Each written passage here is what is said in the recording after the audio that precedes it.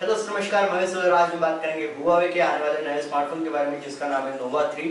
इस फोन का जो मेन अट्रैक्शन है वो है इसमें मिलने वाली 4 कैमरास। तो अगर आप इस फोन के बारे में जानना चाहते हैं तो ये वीडियो पूरा जरूर देखिए। शुरुआत करते हैं डिस्प्ले से। तो बता रहे कि इस फोन के अंदर आपको 6.3 inch full HD plus display दी गई है।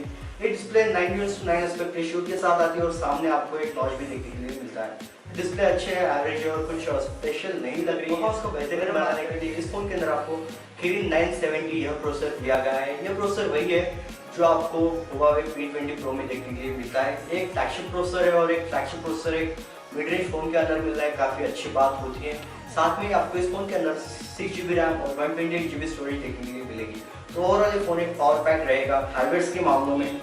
बढ़ते हैं कैमरास की तरफ। तो बता रहे कि इस फोन के अंदर आपको पीछे की तरफ 16 प्लस 24 मेगापिक्सल के रियर कैमरास दिए गए हैं। जो 16 मेगापिक्सल का मेन कैमरा है वो f1.8 अपर्चर के साथ आता है।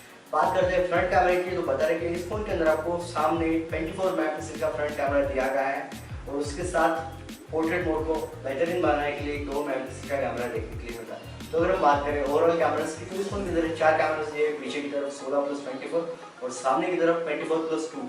ऐसा सेटअप देखने के लिए आपको इस फोन में मिलेगा। बता रहे कि इस फोन से आप 4K वीडियोस भी रिकॉर्ड कर पाएंगे 30 FPS के ऊपर।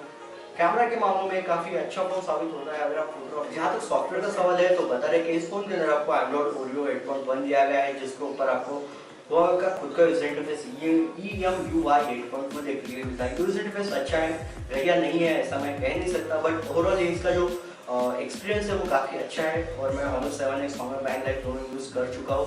Honor 7X में personally as secondary device use करता हूँ, तो एक्सपीरियंस काफ़ी अच्छा है। यूजर इंटरफेस अच्छा है, बेटर नहीं है, स्पेशल नहीं है, खास नहीं है। बात करते हैं बैटरी की। तो आजकल बैटरी बड़ी होना है काफ़ी आम सी बात हो गई है। हम अक्सर उसी फ़ोन के साथ जाते हैं जिसके अंदर आपको बड़ी बैटरी देखने के लिए मिलती है। इस बात को समझ तो हुए Huawei ने इस फोन के अंदर 3750 mAh की बैटरी दी है, जो लगभग 4000 mAh के आसपास की है।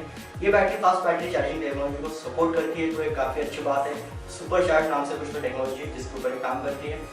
अगर हम बात करें फोन की कीमत की तो इस फोन की कीमत के बारे में कोई खुलासा नहीं हुआ है, बट अगर हम हार्डवेयर को देखते हुए इसकी कीमत को गेस करें तो इसकी कीमत करीब 18 से 22,000 के बीच हो सकती है, पर कुछ कह नहीं सकते।